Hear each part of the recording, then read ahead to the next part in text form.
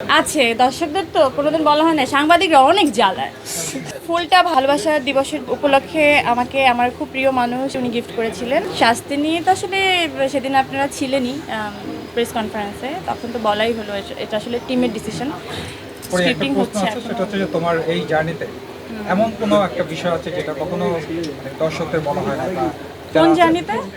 এই শোবিজের এই পুরো লং জার্নি, শোবিজ জার্নি যেটা এই জার্নিতে এমন কোনো একটা বিষয় আছে যেটা কোনোদিন বলা হয় না? আছে দর্শকদের তো কোনোদিন বলা হয় না, সাংবাদিকরা অনেক জ্বালায়।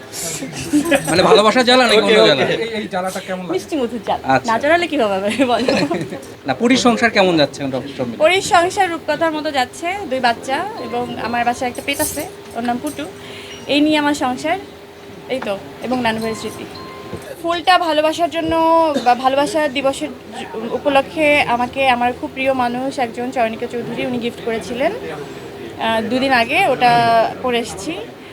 শাড়িটা আমার নিজস্ব কালেকশনের। আর কি বলবো, গয়নাটা হচ্ছে ট্রাস্ট গোল্ড অ্যান্ড ডায়মন্ডের, যেটার আমি ব্র্যান্ড অ্যাম্বাসেডর।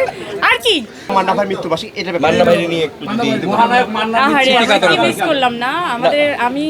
আমার খালি মনে হয় যে এই আফসোসগুলো আমার কি হয় আমি জানি না। আমার খুব আফসোস হয় যে আমি ইন্ডাস্ট্রিতে আসলাম, যদি তাদের সাথে একটু কাজ করতে পারতাম।